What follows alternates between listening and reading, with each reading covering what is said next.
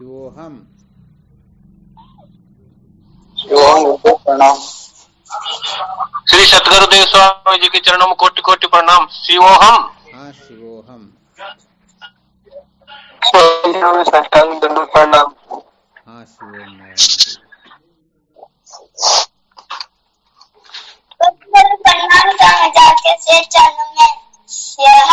हाँ शिवोहम।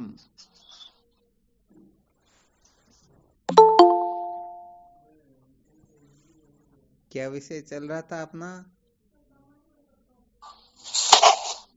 संसार को बनाए रखकर कभी भी सत्य का साक्षात्कार नहीं किया जा सकता। संसार को बनाए रखकर कभी भी सत्य का साक्षात्कार नहीं किया जा सकता, यही चल रहा था ना? जी गुरुदेव। ठीक है। कल क्या सुनाया था इसमें?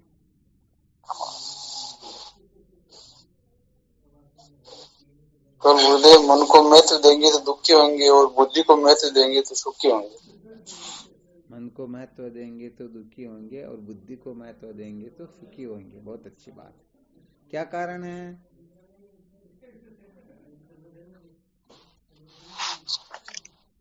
मन प्रियता की ओर महत्व देता है। मन प्रियता की ओर और बुद्धि सत्यता की ओर प्रवृत्त होती है। अच्छा, यहाँ पर अपने को ध्यान रखना है कि मन की भी आवश्यकता होगी। ऐसी बात नहीं है कि मन से काम नहीं चलेगा, क्योंकि षट संपत्ति के अंतर्गत श्रद्धा आदि जो आती है ना, ये सब मन के अंतर्गत ही होती है।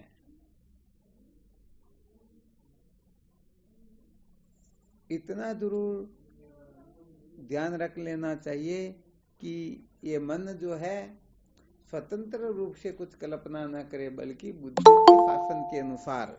हाँ, ये थोड़ा विशेष ध्यान रखना अपने को। मन जो कुछ भी कल्पनाएं भावनाएं करता है, ये बुद्धि के अनुकूल होकर के करे तो वह भावनाएं हमको सत्य के साक्षात्कार की ओर ले जाती हैं। तो इसका जरूर अपने को विशेष रूप से ध्यान रखना है, ठीक है ना? यहाँ पर अपने को गड़बड़ नहीं करना।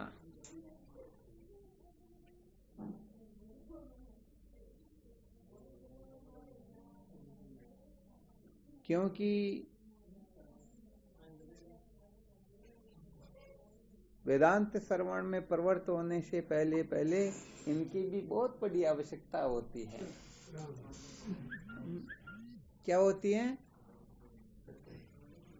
बहुत बड़ी आवश्यकता होती। हाँ, वेदांत श्रवण में प्रवृत्त होने से पहले यदि अपनी भावनाएं नहीं है, सद्भावना नहीं है, अथवा समझो गुरु भावना नहीं है, तो बताओ वेदांत विचार कर पाएंगे क्या? कभी नहीं कर पाएंगे। हाँ, यहाँ पर समझो गुरुदेव की प्रसन्नता जो प्राप्त की जाती है ना, इनमें भावना का ही मुख्य रोल होता है। प्रसन्नता के पश्चात फिर वेदांत विचार की कक्षा चलती है। तो हालांकि उस जगह पर भी ये बात नहीं है कि भावना नहीं रहेगी। यदि सद्भावना नहीं रहेगी, श्रद्धा नहीं रहेगी, तो बताओ हम लक्ष्य की ओर कैसे प्रवृत्त होंगे?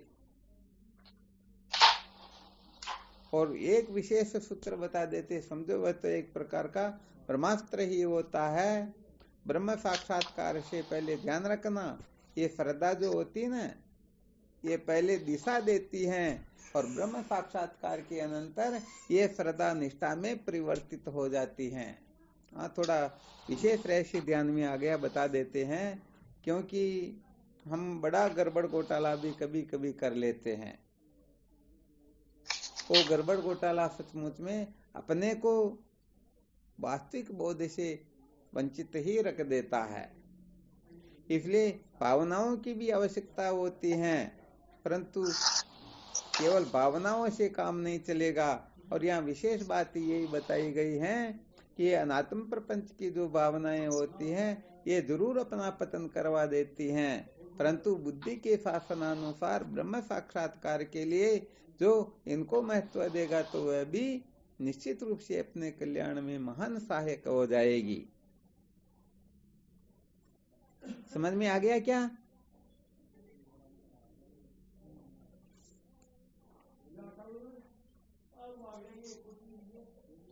क्या बात हुई? आवाज नहीं आई, समझ में नहीं आ रहा है क्या? जी स्वामी। अच्छा, आप लोगों में से देखते हो वो बोल देंगे या वो देखते हो वो बोल देंगे? अथवा ये भी हो सकता, आवाज हो सकता थोड़ी लेट भी पहुंचती हो। मैं थोड़ा वो, नहीं, आवाज नहीं आ रही स्वामी। हाँ नहीं, मुझे थोड़ा अनुभव कभी कभी हो जाता, क्योंकि मैं थोड़ा फुर्तीला बहुत ज्यादा हूँ। जैसे समझो एक क्षण की भी देरी नहीं करते हैं। जैसे भोजन पर बैठ गए, भोजन के लिए अब 5-15 मिनट लगा रहे तो फिर गड़बड़ होगी ना। सही बात है। हाँ, जैसे किसी को मिले या न मिले, मेरे को तो मिल ही जाना चाहिए। नहीं, बातें नहीं करोगे, रिकॉर्डिंग चल रही।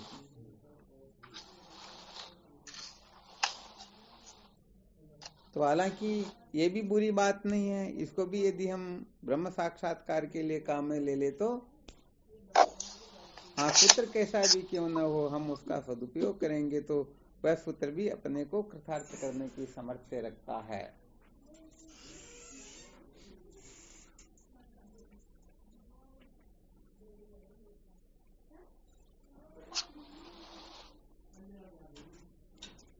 तो क्या विशेष बात बताइए यहाँ पर? श्रद्धा होती है ब्रह्म साक्षात्कार के बाद। ब्रह्म साक्षात्कार, श्रद्धा स्वामी जी ब्रह्म साक्षात्कार से पहले हाँ, यहाँ पर कहने का मतलब संकेत ये किया गया है,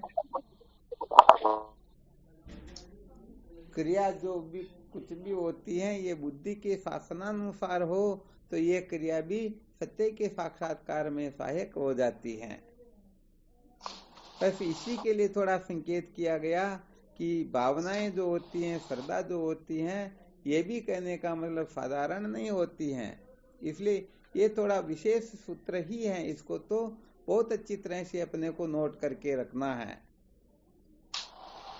सार बात यहाँ पर यही है कि ब्रह्म विचार में प्रवृत्त होने से पहले जिनमें जितने प्रतिशत श्रद्धा होगी वह उतना ही निष्ठावान हो जाएगा, उतना ही जीवन मुक्त हो जाएगा, उतना ही अज्ञान के बंधन से छुटकारा प्राप्त कर सकेगा। ये बिल्कुल पक्की बात है।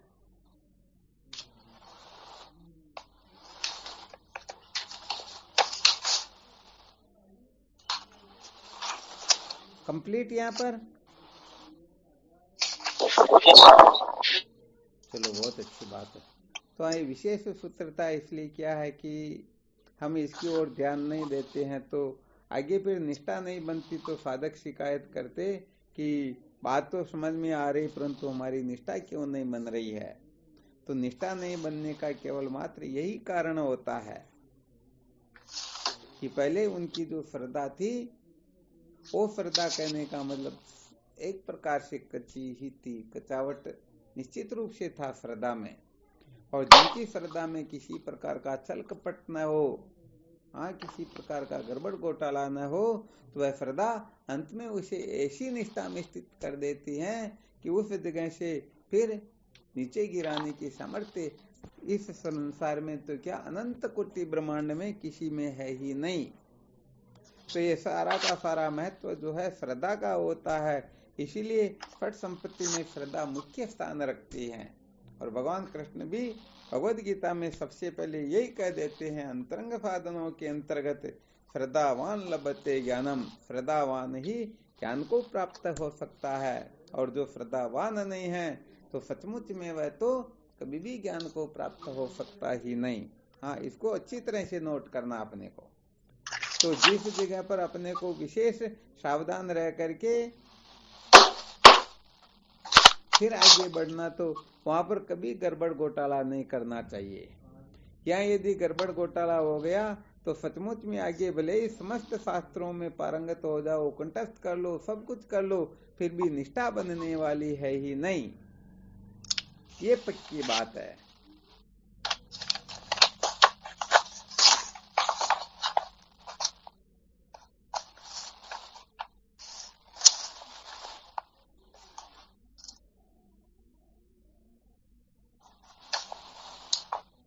चलो ठीक, और क्या सुनाया था कल?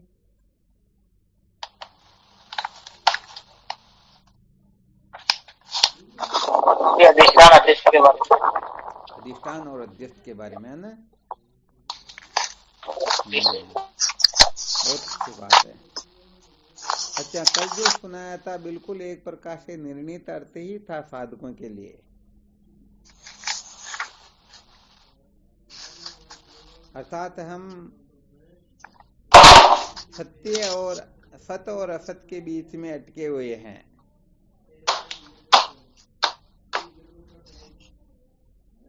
किसके बीच में उलझे हुए हैं? हाँ, सत और असत के बीच में अटके हुए हैं। तो यहाँ पर यदि हम असत की ओर प्रवृत्त होंगे तो सत्य छूट जाएगा, और सत की ओर प्रवृत्त होंगे तो असत निश्चित रूप से छूट जाएगा। यही बताया था ना कल।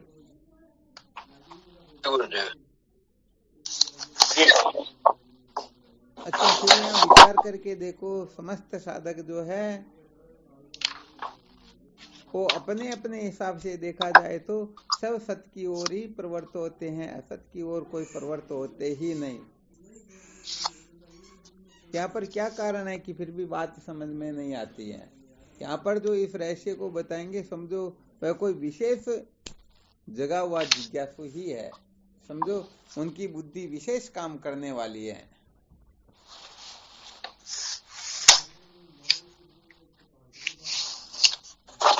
स्वामी जी, हम असत को सत मान लेते हैं। अरे वाह, क्या बात, टाइम ही नहीं लगा है। बहुत बहुत धन्यवाद है। सबसे बड़ा गड़बड़ घोटाला जीवन का यही हो रहा है, क्योंकि सब यही कहते हैं कि नहीं नहीं, हम तो सत की ओर प्रवृत्त हो रहे हैं, हम असत की ओर प्रवृत्त हो ही नहीं रहे। तो सबसे बड़ा गड़बड़ घोटाला हो रहा है। ऐसे लोगों ने सत को असत्य समझ लिया और असत को सत्य समझ लिया। ये नासमझी, ये मूर्खता ही जीव मात्र में अच्छी तरह से बैठी हुई है। इसलिए चाहे उनको कितना भी कुछ उपदेश क्यों न करो, वो देखेंगे भाई तुम जो बता रहे हो हम तो उस जगह पहले ही चल रहे हैं। परंतु जिनकी दिशा ही बदल गई, तो जैसे नाव की दिशा बदल जाए तो किनारे बदल जाते या नहीं बदल जाते? हाँ, तो यहाँ पर यदि कोई सत्य को असत और असत को सत्य समझ ले तो उनकी निश्चित रूप से प्रवृत्ति 24 घंटे संसार की ओर ही होगी। फिर भी वह कहेगा किसने कहा मैं संसार की ओर जा रहा हूं, मैं तो परमात्मा की ओर जा रहा हूं। बहुत बहुत धन्यवाद, बहुत अच्छा संकेत किया। साधकों में ऐसी समझ अच्छी तरह से आ जानी चाहिए, गड़बड़ हो कहाँ पर रही है, हम कहाँ पर गड़बड़ कर रहे हैं। मृग तृष्णा के जल की ओर भगे जा रहे हैं प्यास बुझाने के लिए, अरे भाई वहां जल है ही नहीं। अब जहाँ जो वस्तु है ही नहीं, वस्तु कहीं ढूंढे कहीं की विधि आवे हाथ, कहे कबीर तब पाइए बेदी लीजिए साथ। बेदी लीना साथ में दीनी वस्तु लखाई, कोटि जन्म का पंथ था पल में पहुंचा जाए। करोड़ जन्म लेने के पश्चात भी जिस जगह पर नहीं पहुंच सकते, समझदारी हो तो एक पल में ही पहुंच जाते हैं। बात यहाँ पर यह है कि जो वस्तु जहाँ पर होती उसी जगह पर मिलती है, अन्यत्र कहीं पर मिलती ही, चाहे करोड़ कोशिश क्यों ना कर लो। इसमें पहले एक दृष्टांत सुनाया, चलो आप लोग भी इतने बैठे हुए तो एक बार वो सुना देते हैं। क्या होता है कि किसी डोगरी की सुई गुम जाती है। क्या गुम जाती है? सुई गुम गई तो वो कहने का मतलब संभालने लग गई, टिंडोरा पीट रही। टिंडोरा क्या, वो खूब अच्छी तरह से ढूंढ रही उनको। तो गांव का कोई सज्जन पुरुष निकला उस तरफ से, तो देकर के कहा माताजी क्या करे बेटे, मैं मेरी सुई गुम गई। वो क्या गांव का ऐसा प्रतिष्ठित व्यक्ति था कि उनके नाम की भी लोग शपथ खाते थे। वो झूठ कपट छल पाखंड से कोसों दूर था, और वो कहता कभी झूठ नहीं बोलता था, सत्य बोला करता। ऐसी ऐसी कुछ बातें उनकी प्रसिद्ध थी। तो जाते हुए कह गया माताजी परेशान क्यों होते हो, उजाले में संभालना। भाई उसमें अंधेरा हो गया था, तो उन्होंने कहा भाई आप उजाले में संभालना। तो उस माताजी ने देखा ये जो कह गया ये कभी झूठ नहीं बोलता, ये बिल्कुल सत्य कह के गया। तो क्या होता है कि उनके घर पर तो लाइट थी नहीं, रोड लाइट लगी हुई थी, खंबे के ऊपर लाइट लगा रखी, तो खंबे के नीचे जाके संभालने लग गई। और बहुत टाइम हो गया, इतने में कोई 2-3 सज्जन फिर आए। कहा माताजी क्या काम करे बेटे, मेरी सुई गुम गई। आप बैठो एक तरफ, अब उनको ले जाके एक तरफ बिठा दिया और वो तीनों अब सुई संभालना शुरू करते। घंटे आधे घंटे तक खूब परेशान हो गए, नहीं मिली तो एक ने राय दी तू ऐसा काम कर जा करके 2-3 वो आटा चाल क्यों चालने की चलनी होती वो लेके आओ। तो एक तो गया वो लेने के लिए, बाकी 2 जो सारे रेत को मिट्टी को एकत्रित करते हैं और उनको अच्छी तरह से छान करके देखते हैं, परंतु सुई तो हो तो मिले। बहुत टाइम हो गया, 2-4 घंटे परेशान हो गए। तो माताजी को पूछा, माताजी कम से कम इशारा तो बता दो ताकि हम इतनी जगह से तो हमने काम अच्छी तरह खोजबीन कर ली, परंतु हो सकता थोड़ी आगे पीछे हो तो हम उस मिट्टी को भी एकत्रित करके आपका काम कर दे। तो माताजी ने कहा बेटे वो तो मेरे घर के आंगन में घूमी सुई, तो अब विचार करके देखो गड़बड़ हो गया ना। बस वस्तु कहीं ढूंढे कहीं की विधि आवे हाथ, वास्तव में इस प्रकार से वस्तु मिलने वाली होती ही नहीं। घड़े में कभी थाली थोड़े मिलती क्या? अरे घड़े में तो गिलास भी मुश्किल से जाती, तो इतनी बड़ी थाली उसमें कैसे मिलेगी? कभी नहीं मिलती है। तो कुल मिलाकर के समझ यही होनी चाहिए कि वास्तविकता क्या है। देखो वस्तु जहां पर है वहीं पर मिलेगी, और इसके साथ में भी ये समझ अच्छी तरह से होनी चाहिए कि उसको प्राप्त कैसे करे। हाँ समझो गरम गरम हलवा लेने के लिए हाथ आगे बढ़ा दिया, पात्र तो है नहीं, तो हाथ जला बैठेंगे नहीं बैठेंगे? पुरुषने वाला तो पुरुष देखा तेरी इच्छा तो मेरे को क्या इसी में ले, तो पात्र तो होना चाहिए ना। तो पात्रता की जीवन में बड़ी आवश्यकता होती है।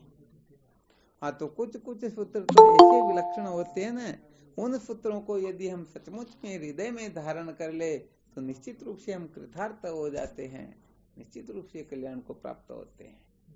परंतु ये सारा काम उल्टा कर देते हैं, सारा काम गड़बड़ घोटाला का कर देते हैं। इसलिए शुरू से इस बात का ध्यान रखना चाहिए। पहले ये संकेत बहुत कर रखे थे, आप लोगों में से किसी को ध्यान में है क्या? इंद्रियों में संयम नियम मर्यादा हो, किस किस को ध्यान में? देखते हैं, कम से कम ये तो कर ही दो, देखे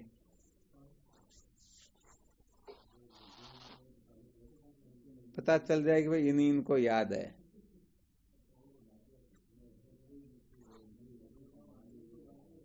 इसका मतलब एक को भी याद नहीं है, किसी ने इशारा नहीं किया भाई।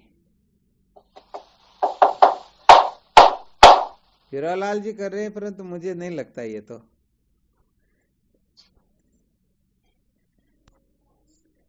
किसी को याद नहीं है ना? ध्यान में नहीं आ रहा, ध्यान में नहीं आ रहा ना। इनको तो कुल मिलाकर के अच्छे पकवान खिला दो, गजब बात है भाई। नहीं बताया था क्या? इंद्रियों में संयम नियम मर्यादा हो, आचरण में धर्म हो, चरित्र में पवित्रता हो, मन में सद्भावना हो, हृदय में भगवत भक्ति हो, भगवत प्रेम हो, बुद्धि में वेदांत ज्ञान प्रकाश हो, जीवन में पूर्णता हो, अहम में निरहम हो। ये सूत्र नहीं बता रहे क्या? बताया गुरुदेव, परंतु याद थोड़ी रखे, क्योंकि लेकिन याद नहीं है। हाँ तो याद रखे तो फिर इनको पालन भी करना पड़ जाए ना, समस्या हो जाएगी, नहीं तो फिर अपनी मौज में बाधा पड़ जाएगी एक तरह से। तो वैसे देखा जाए तो सचमुच में ब्रह्म विद्या का सच्चा साधक तो वही होगा जो, कहने का मतलब ऐसा नहीं किसी को छोड़ दे, नहीं, इंद्रियों से लेकर के जितने भी सूत्र बताए समस्त सूत्रों में पारंगत हो, कहीं गड़बड़ घोटाला दिखे ही नहीं। ऐसे साधक के हृदय में अनायासी ब्रह्म जिज्ञासा जागृत होती है। ऐसा साधक ब्रह्म विद्या की प्राप्ति में, ब्रह्म साक्षात्कार में समय लगाता ही नहीं, क्योंकि उसकी तैयारी पूर्ण रूप से कंप्लीट है। अब तैयारी नहीं है, भोजन करने की चर्चा तो चल गई, परंतु अभी तक तो गेहूं भी कचरे के साथ ही मिले हुए हैं। अब पता नहीं उनको कब साफ करेंगे, कब पिसा लग करके लाएंगे, और कब आगे की कक्षाओं का हाँ, तो साधक जो है इसी कारण से सत्य के साक्षात्कार से वंचित रह जाते हैं। तो यहाँ पर एक बहुत बड़ा सूत्र निकला था, जीव मात्र प्रवर्त निवर्त तो हो रहे हैं, परंतु अविवेक के कारण, अविद्या के कारण वो सत्य को असत्य और असत्य को सत्य समझकर लगे हुए हैं। इसलिए उनको ऐसा लगता है, वास्तव में देखा जाए तो असत की ओर जा रहे हैं, परंतु वो समझते कि नहीं नहीं, हम तो सत्य की ओर जा रहे हैं।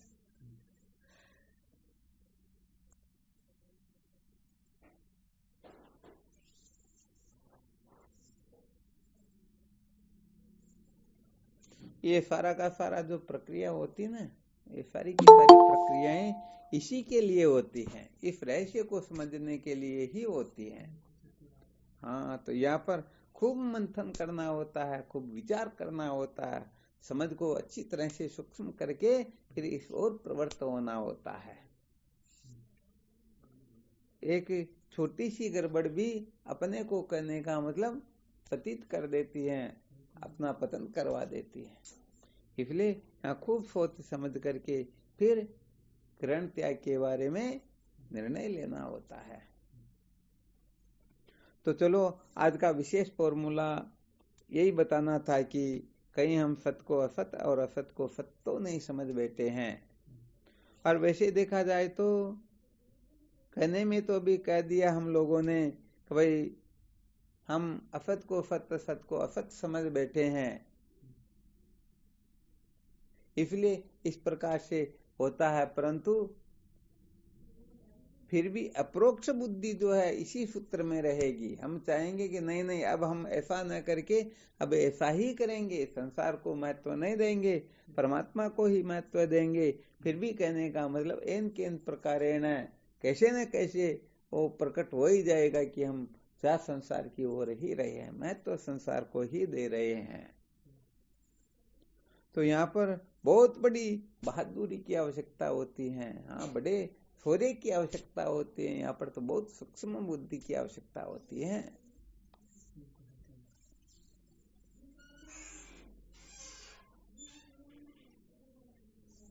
तो भाई अपना जो मूल सूत्र चल रहा है, संसार को बनाए रखकर कभी भी सत्य का साक्षात्कार नहीं किया जा सकता।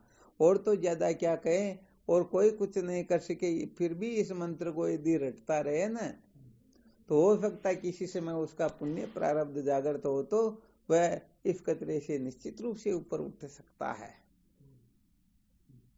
हाँ, परंतु यहाँ अनुसंधान तो करना होगा, हमें सचमुच में सत्य को स्वीकार करना होगा, कचरे से ऊपर उठना होगा, वरना ये जीव ऐसे ही चला जाएगा, ऐसे ही आए और ऐसे ही कबीर बडेरा कहाँ गए, समाचार भी नाय, क्यों आया जूं चलिया गया, आउटकुटा माए।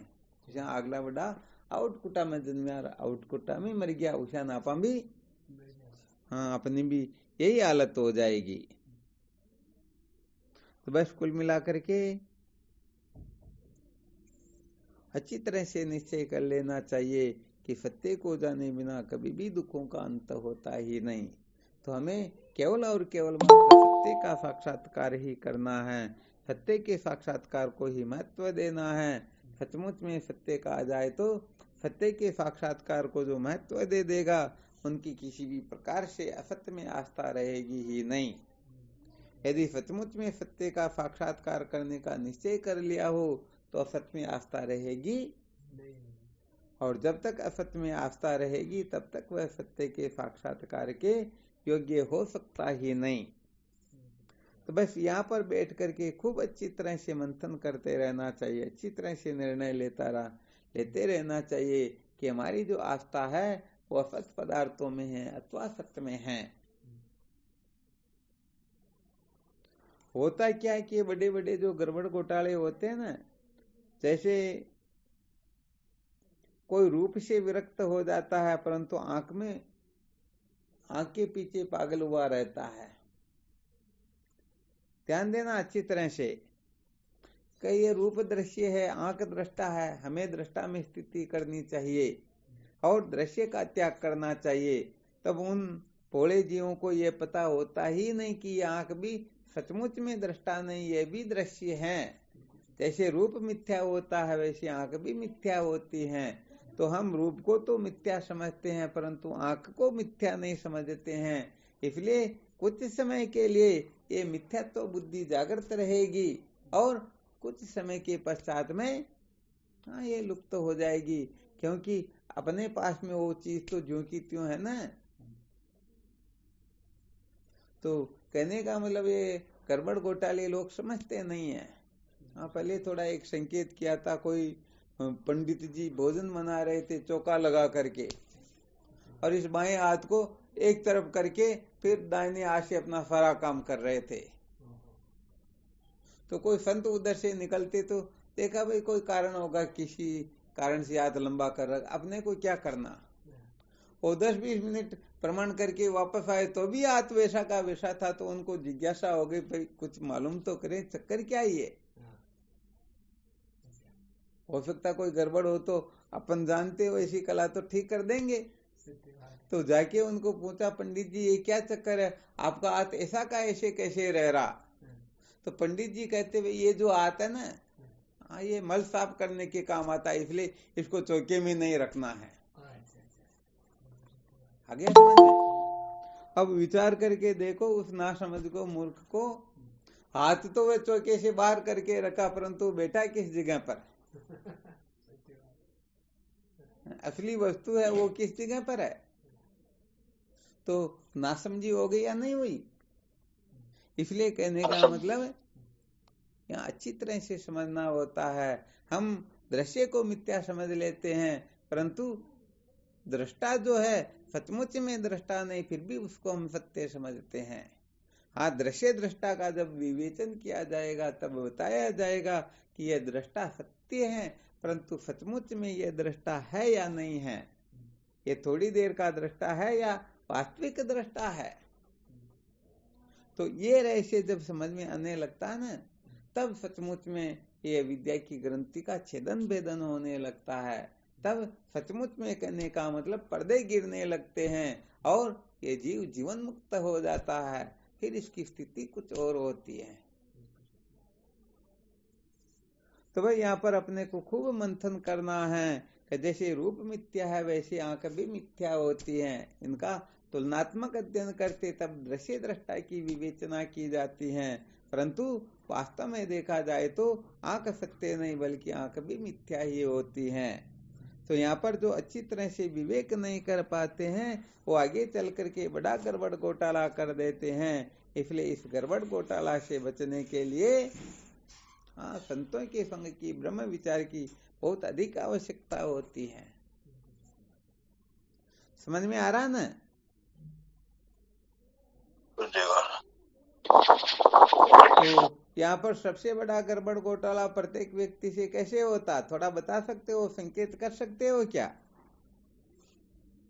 अभी दृश्य दृष्टा का जो संकेत किया ना, उसको दृष्टि में रखते हुए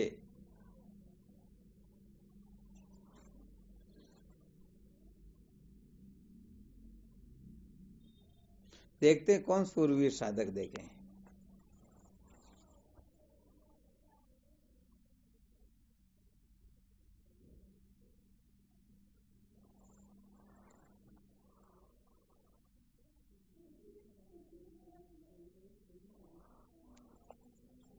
प्रणाम गुरुदेव। हाँ शिवो, हम बोलो। गुरुदेव, आंख का दृष्टा मन है, मन की दृष्टा बुद्धि है, बुद्धि का दृष्टा आत्मा है। नहीं, वो बिल्कुल, धन्यवाद, बहुत अच्छा। वो अभी जो विषय चला ना जी, उसमें ये सूत्र आ गया था। अब हम कहने का मतलब प्रत्येक साधक चाहे प्रत्येक संसारी कोई क्यों ना हो, वो क्या गलती कर रहे हैं यहाँ पर जैसे रूप का दृष्टा नेत्र है तो नेत्र का दृष्टा मन हो गया, मन का दृष्टा बुद्धि, बुद्धि का दृष्टा, ऐसे करते करते आगे चलेंगे। परंतु ये दृश्य दृष्टा को लेकर के हम जो गड़बड़ घोटाला करे वो किस प्रकार का है।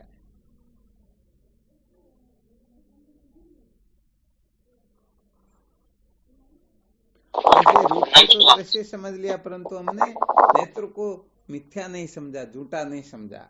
बस यही कारण है कि हम इस रहस्य को ठीक प्रकार से हृदयंगम नहीं कर पाए।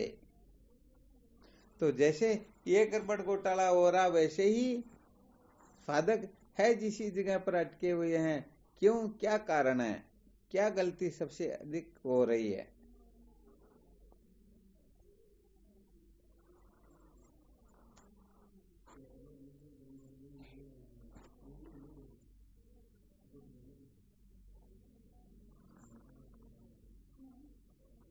प्रणाम स्वामी जी। हाँ शिवम, बोलो।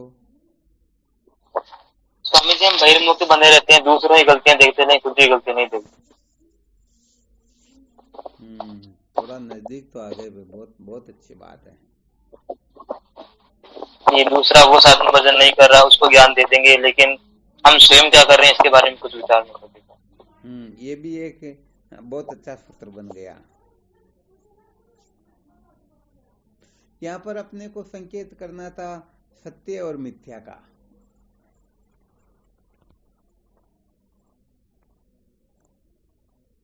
प्रणाम गुरुदेव, आपके चरणों। हाँ शिवो, हम गुरुदेव अनित्य को ही नित्य समझ लेते हैं। कैसे, वापस बोलो। देखें, अभी जो रूप और नेत्र का जो दृष्टांत दिया ना, इसको दृष्टि में रखते हुए बोलना अपने को। रूप को हमने मिथ्या समझ लिया, परंतु आंख को मिथ्या नहीं समझा। बस यही कारण है कि यथार्थ बोध नहीं होता। इस सूत्र को ध्यान में रखते हुए फिर बोलना है। वैसे 70% तो शायद रमेश ने बता दिया, कुछ गड़बड़ चल रही तो उसका थोड़ा और संशोधन हो जाए। गुरुदेव स्वप्न को तो मिथ्या समझते हैं, लेकिन जागृत को हम सत्य मानते हैं। ना चलो, ये भी बहुत अच्छी बात, गलत तो नहीं है। फिर भी वो मेरे मन में क्या चल रहा है वो आप लोगों को बताना, समस्या ये है। अब ये तो बहुत बहुत ऊंची कक्षा का साधक हो और वो मन से एकत्व कर ले तो बता सकते, या फिर उन सचमुच में ज्यादा अंतर्मुख और उसका चिंतन मनन यही रहता हो, तब जाके काम चल सकता है। बड़े अक्षरों को तो, पहाड़ को तो हम चलते फिरते ही देख सकते हैं, परंतु छोटे छोटे अक्षर पढ़ने हो तो उसके लिए तो फिर दृष्टि सब ओर से हटानी पड़ेगी ना।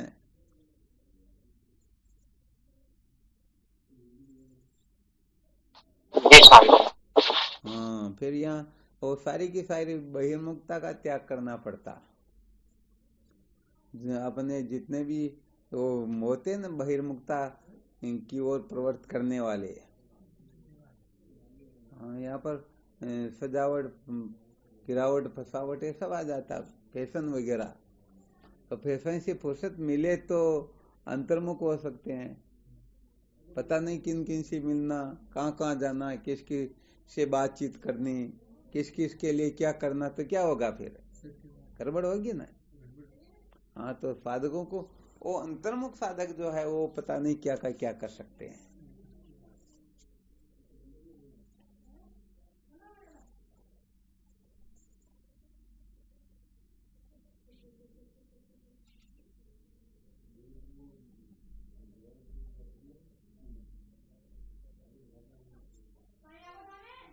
ध्यान में आया क्या?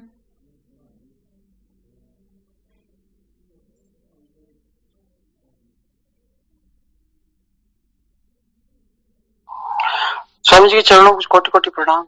हाँ शिव, हम बोलो। गुरुदेव, कई बार ये आंख दृश्यों को देखते हुए भी, कई बार मन अगर दूसरी तरफ खो जाता है तो देखते हुए भी उसको कोई दिखाई नहीं देता है, वो दूसरी विचारों में खो जाता है। इसलिए आंख भी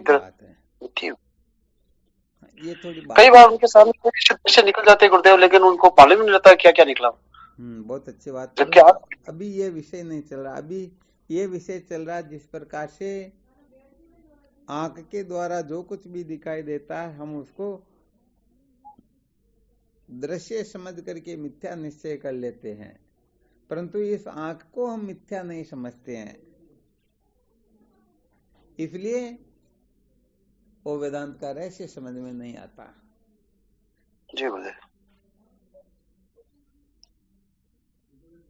तो यहाँ पर समस्त साधक बहुत बड़ी गड़बड़ करते हैं, उस गड़बड़ को थोड़ा प्रकट करवाना चाहते हैं।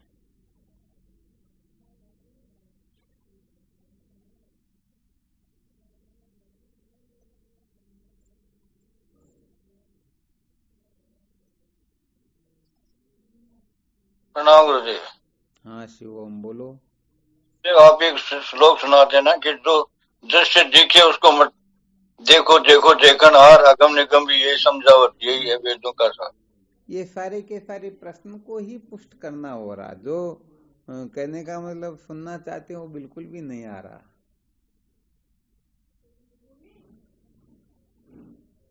यहाँ पर तो संकेत किया जा रहा है कि जो दिखता उसको मत देखो, बल्कि जो देखने वाला उसको देखो। परंतु यहाँ ये प्रश्न थोड़ी है। प्रश्न तो ये है कि जीव मात्र जो है क्या गलती कर रहे जिस कारण से वो ब्रह्म साक्षात्कार से वंचित रह रहे हैं।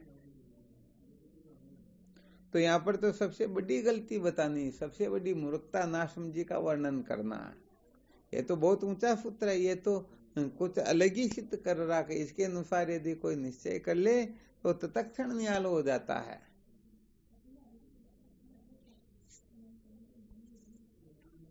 प्रणाम स्वामी जी। हाँ शिव हम बोलो। स्वामी जैसे देह को तो मिथ्या माने लेकिन इंद्रियों को मिथ्या न माने। नहीं, फिर भी गलती है। हाँ, ये विकल्प जरूर हो सकता, परंतु यहाँ पर जो सुनना चाह रहे वो बात नहीं आ रही। और देह को मिथ्या मान ली तो भी बहुत ऊंची बात हो जाती, परंतु देह को मिथ्या कहाँ पर मानते हैं। हाँ, अपन भले ये जरूर कर सकते हैं, देह को मिथ्या कहेंगे परंतु दिन में 50 बार तो कांच को देखेंगे जरूर। होता या नहीं होता? बिल्कुल देखते हैं स्वामी। तो इसको अच्छी तरह से देख लीजिए।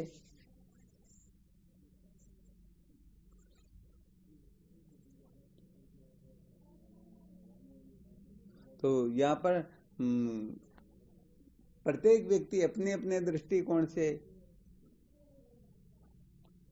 कौन किस प्रकार से सज धजता, कौन कैसे क्या करता, तो ये देह को बढ़ाना ही तो हुआ।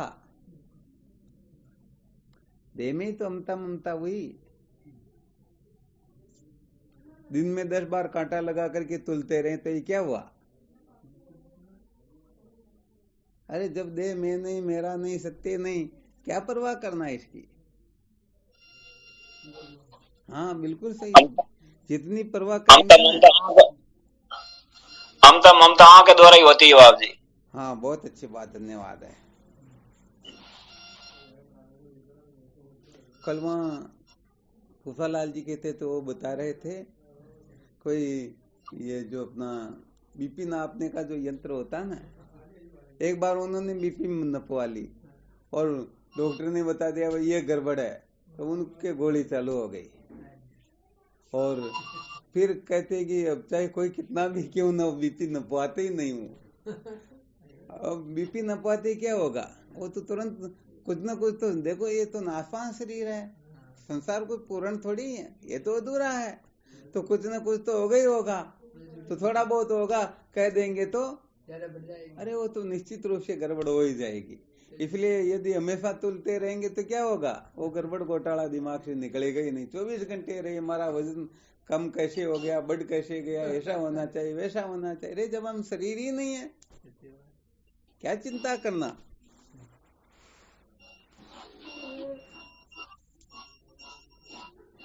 चलो और बताओ, तो भी वो सूत्र तो नहीं आया। अब आप ही बताओ बाप जी। मुझे संसार को ही मिथ्या मानना पड़ेगा, पूरा ही संसार को, पूरा संसार ही मिथ्या है। ये तो ज्ञान हो गया। मैं तो यहाँ मूर्खता के लिए कह रहा हूँ कि जीव मात्र मूर्खता कर रहे हैं, उस कारण से आज तक इनको यथार्थ बोध नहीं हुआ।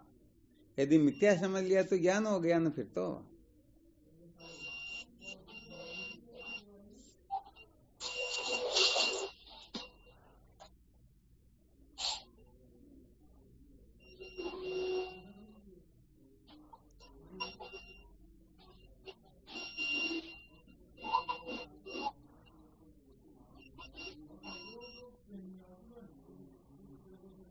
नहीं आ रहा ना, आप ही बताओ बाप जी।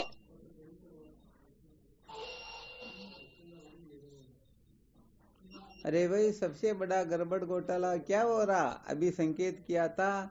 हम आंख को तो क्या समझते हैं, सत्य है। सत्य है। और रूप को समझते हैं मिथ्या। मिथ्या।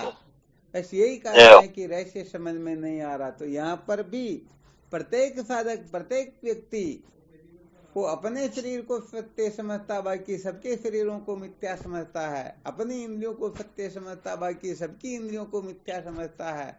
अपने मन को सत्य समझता, बाकी सबके मन को मिथ्या समझता है। अपनी बुद्धि को सत्य समझता, बाकी सबकी बुद्धि को मिथ्या समझता है। तब विचार करके देखो, ऐसे दृष्टा दृश्य के विवेकी को तत्व का साक्षात्कार हो सकता है क्या? नहीं हो सकता। हाँ, समझो बहुत बड़ी मूर्खता हो गई यहाँ पर। जबकि सचमुच में अपने देह, इंद्रिय, प्राण, मन, बुद्धि को मिथ्या समझना था, तब तो वह निश्चित रूप से साधक हो जाता। परंतु वह दूसरों में कमी देख करके, दूसरे के शरीर, इंद्रिया, मन, बुद्धि को मिथ्या समझ करके उनको तो झूठा समझ रहा, परंतु मेरा सत्य है। और जब दूसरे झूठे तो उनको क्या फैशन करना, उनको क्या खाना पीना, उनको क्या मौज मस्ती करना, उनको क्या मनोरंजन करना, उनको क्या करना, परंतु मैं तो सत्य हूं ना, मेरे को तो सब चाहिए। इसलिए संसार वाले को मिले या नहीं मिले, प्रत्येक वस्तु जो 14 इंद्रियां, 14 इंद्रियों के समय 14 ही विषय, ये दूसरों को मिले न मिले, परंतु मुझे मिलना चाहिए, क्योंकि मैं सत्य हूँ, मैं सबसे बड़ा हूं ना। मेरे को तो, मेरी तो जय जयकार होनी चाहिए, मेरी तो ऐसी वैसी होनी चाहिए। तो हो गया ना बड़ा गड़बड़ घोटाला। तो भाई सत्य बात यह है कि जब तक हम अपने शरीर, इंद्रिया, मन, बुद्धि को मिथ्या नहीं समझते हैं, झूठा नहीं समझते हैं, तब तक इनको चाह करके भी छोड़ नहीं सकेंगे। और जिस दिन इनको मिथ्या अनुभव कर लेंगे तो इनको पकड़ना चाहेंगे, पकड़ करके रखना चाहेंगे, फिर भी ये रहेंगे नहीं, निश्चित रूप से छूट ही जाएंगे। जय हो, जय हो।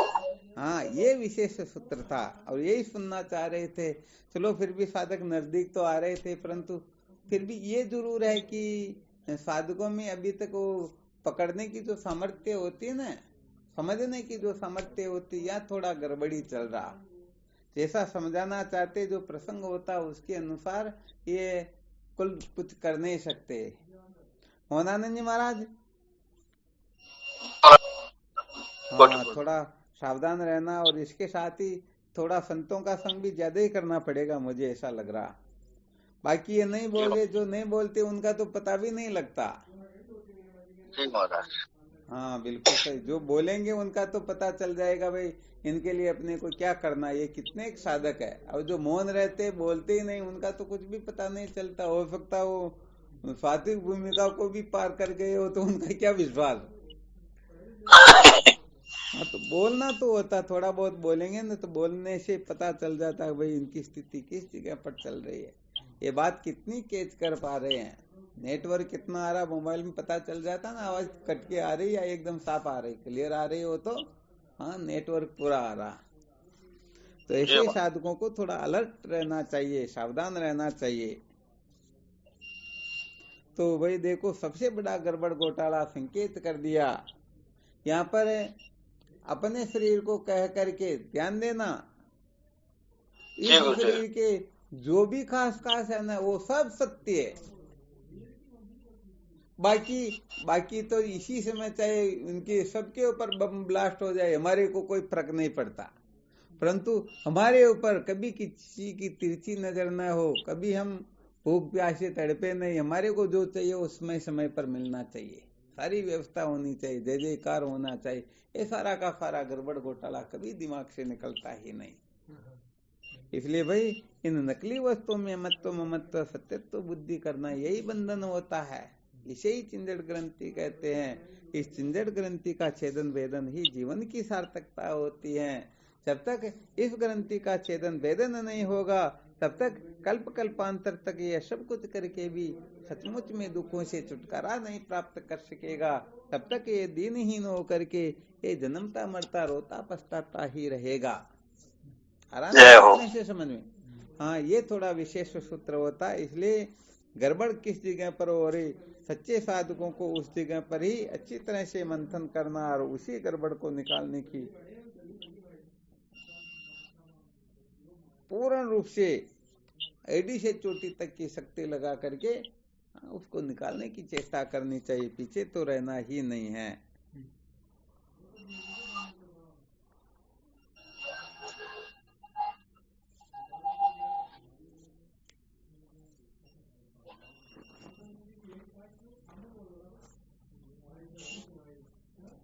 जय हो जय हो।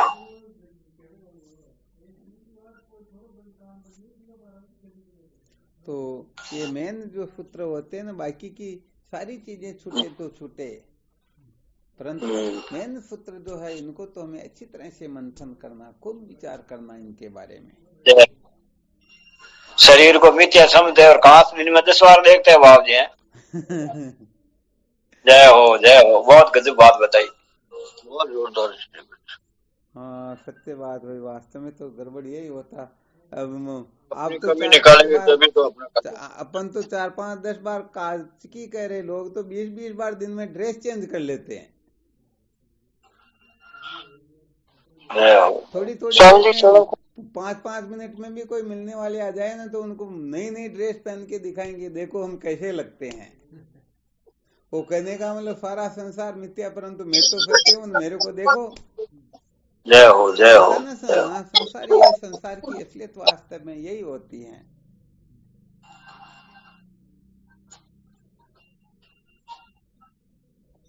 अपने में कमी निकाल के अपने कमी दूर करेंगे तभी तो कल्याण होगा। तभी कल्याण होगा, बिल्कुल सत्य बात है। स्वामी जी चरणों में कोटि कोटि प्रणाम। हाँ शिवो, हम बोलो। गुरुदेव जैसे मैंने देखा कि मेरे दृष्टा हूँ, ये सारा दृश्य है। हाँ इसी प्रकार से दूसरा सोच लेके मैं दृष्टा हूँ, दृश्य हूँ, तो ये सारी मिथ्या हो गए गुरुदेव एक हिसाब से। हाँ बिल्कुल। जैसे मैंने देखा कि ये सारे दृश्य है, मैं दृष्टा हूँ, इसी प्रकार से दूसरा देख ले कि ये सारे दृश्य है, मैं दृष्टा हूँ, तो ये तो एक दूसरे के हिसाब से सारी मिथ्या हो गई। इसीलिए तो ये सांख्य कृत जो दृष्टा है उससे वेदांत का रहस्य स्पष्ट हो ही नहीं सकता है, और वो दृष्टा अपना जो है इसीलिए कसौटी पर खरा नहीं उतर सकता है। जी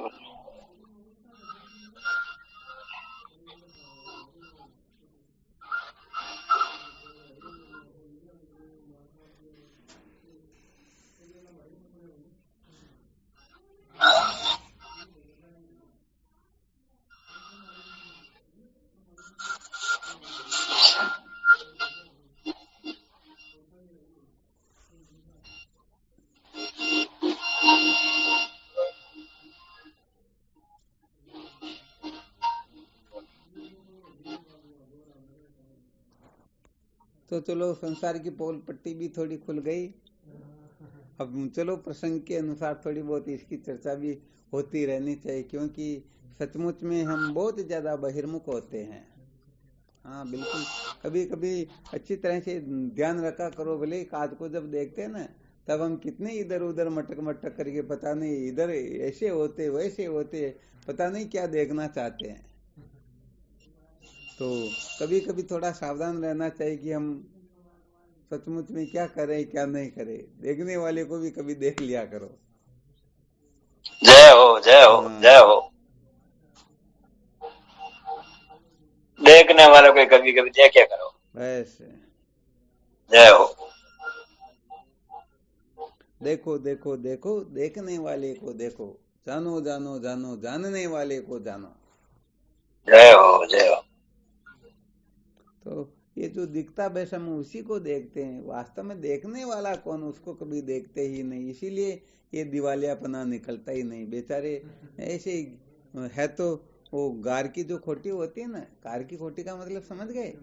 हाँ, वो तालाब की जो मिट्टी, उसे यदि हम खोटी बना ले, फिर उनको कितना भी दो आप, बस उसमें से वो कार ही निकलेगी, कोई दूसरी वस्तु निकलेगी क्या? तो ये शरीर तो क्या, ये मलमूत्र से बना हुआ, इसके अंदर गंदगी तो भरी हुई, तो बाहर क्या निकलेगा? वही निकलेगा। इसीलिए देह को बढ़ाना पाप होता है, इस देह को मैं मानना सबसे बड़ा ये पाप है। सब पाप इसके पुत्र है, सब पाप का ये बाप है।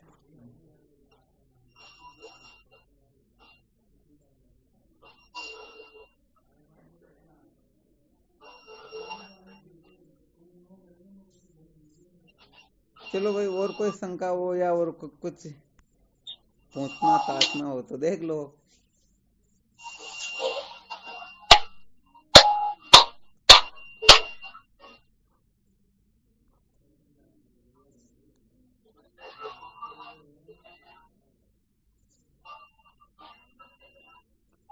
यहाँ पर सत्य कहे ना, तो साधकों में बड़ा गड़बड़ घोटाला यही होता।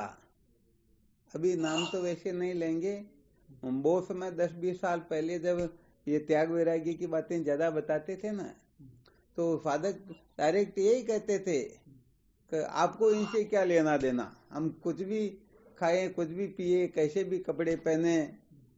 और जो साधुआं टाइप की होती वो कहते हम कैसे भी कपड़े पहने, कैसी भी चूड़ी पहने, चाहे लिपस्टिक लगाए या सेंट लगाए, ऐसा वैसा करे वैसा करे, इसे आपको क्या लेना देना, आपकी दृष्टि यहाँ क्यों जाती है, हम कुछ भी करे कैसे भी रहे, आपको तो ज्ञान सुनाना, ज्ञान सुनो, बाकी के जो कुछ भी उनसे आपको क्या लेना देना।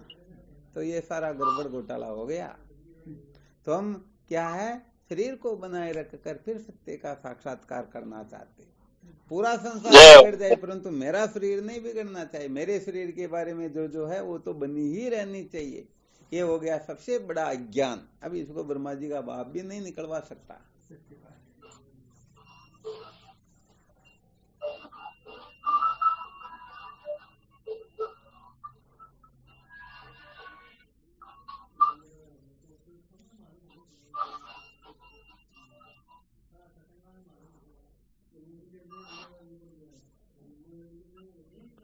वैसे देखा जाए तो कसौटी पर खरे उतरने के लिए तो सत्य कहे तो कच्ची मान होता है। अच्छी तरह से परीक्षा लेके देखे ना, लाखों करोड़ों में कोई एक आधा जिज्ञासु टिक पाएगा, बाकी सब 9, 2, 11 हो जाएंगे।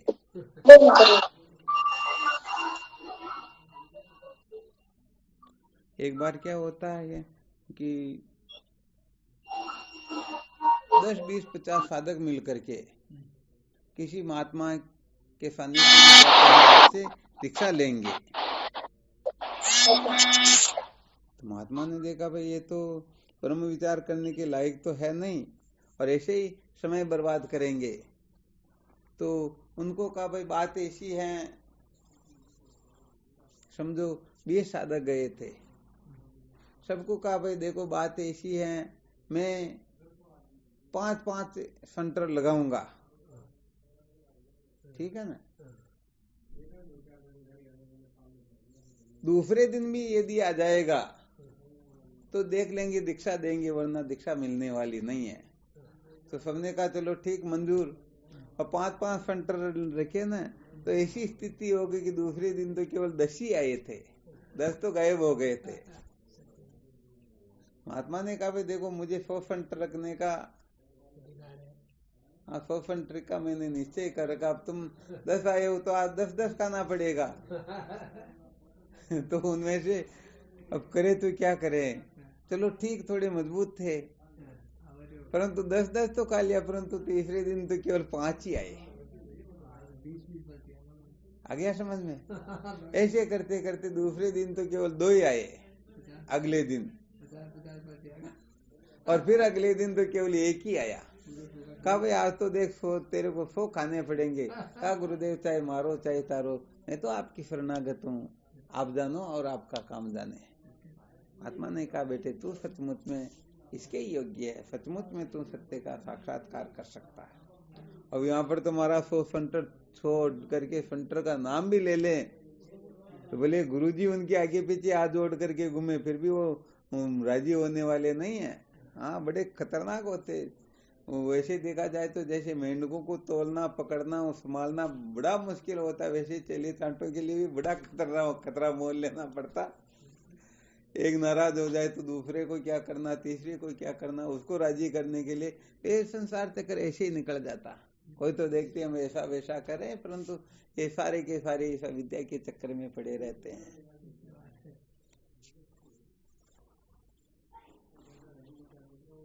गुरुदेव अनंत जन्म के पाप है, रोज रोज धुलते जाएंगे तो एक दिन ऐसे हो ही जाएंगे हम भी। रोजाना खाए रहना अनेक जन्म के पाप है, अनेक जन्म के पुण्य होते जब होते हैं, तो हमारे तो अनेक जन्म के पाप है।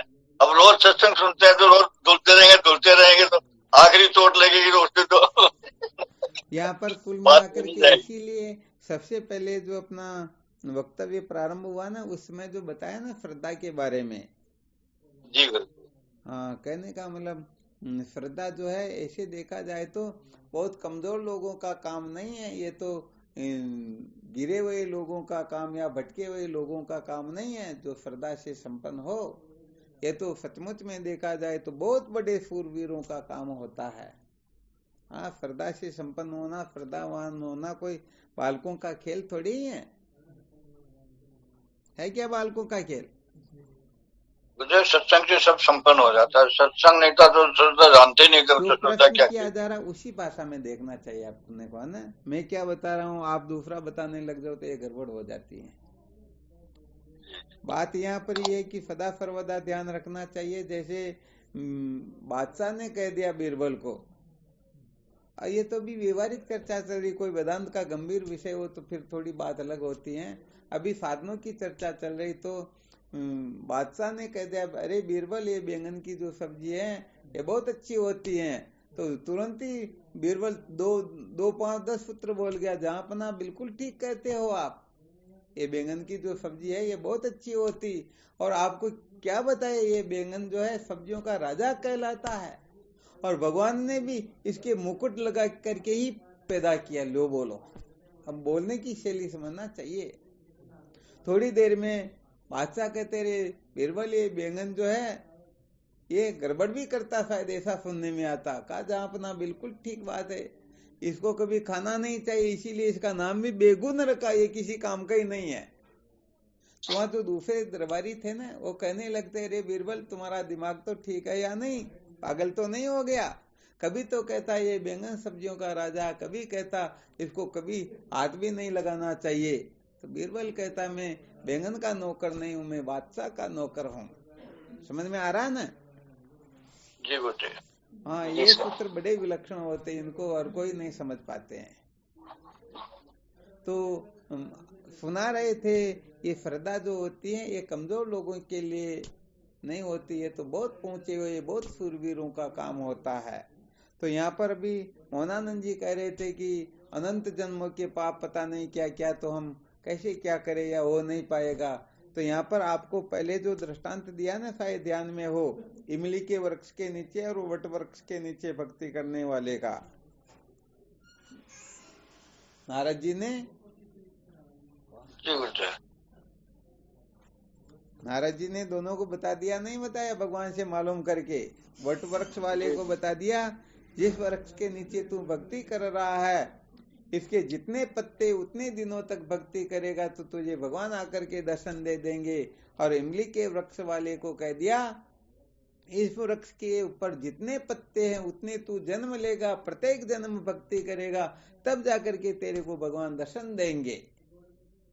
अब बताओ, इमली की एक डाल होती, उसके ऊपर जितने पत्ते वो शायद वट वृक्ष के ऊपर भी नहीं होंगे, है क्या? नहीं होते। उनके लिए तो कहा कि जितने पत्ते उतने दिन, और यहाँ पर तो कहा जितने पत्ते उतने जन्म। अब बताओ कितना खतरनाक काम हो गया, बहुत भारी हो गया ना, बहुत भारी हो गया।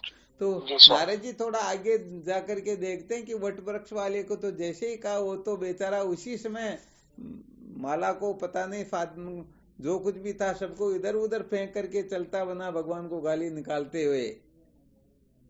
और इसका क्या हाल हो रहा देखते हैं, तो नारद जी महाराज देखते हैं तो भगवान और भक्त दोनों एक साथ ही नाच रहे हैं। आकर के कहा, भगवान ये क्या गड़बड़ घोटाला कर दिया, आपने तो कहा इस वृक्ष के ऊपर जितने पत्ते उतने जन्म लेगा, भक्ति करेगा, तब जाकर के दर्शन दूंगा, और आपने तो अपने वचनों का ही मान नहीं रखा, तुरंत ही आपने तो गड़बड़ घोटाला कर दिया। भगवान ने कहा, भाई इसको ही पूछ ले। जब उनको पूछा तो उसने कहा, भाई ये क्या घटना घटित हुई?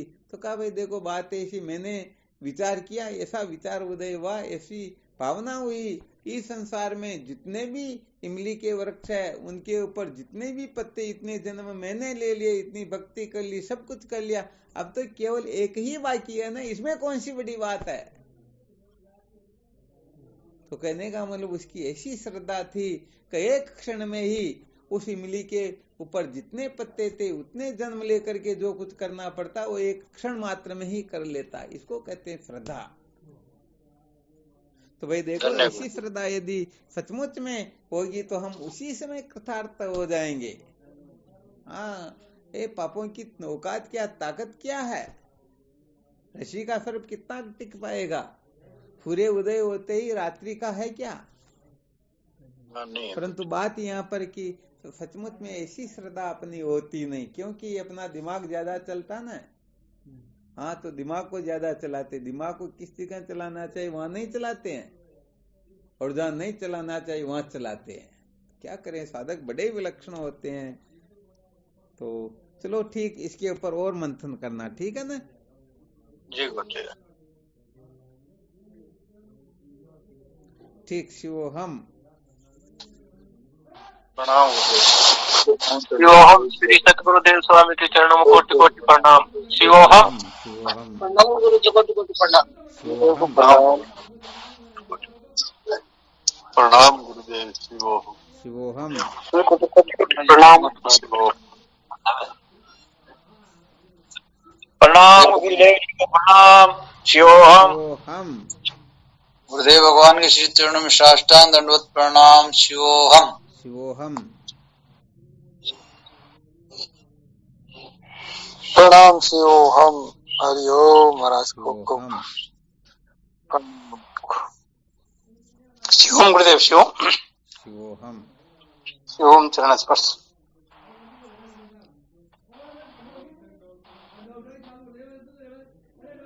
प्रणाम स्वामी जी, आपके श्री चरणों में बारंबार जय हो। आपकी जय हो। शिवोहम। जय हो।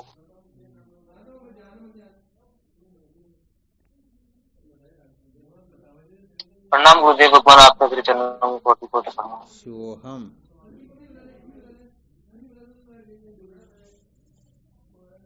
कोटि कोटि प्रणाम स्वामी जी, आपके श्री चरणों में। शिवोहम।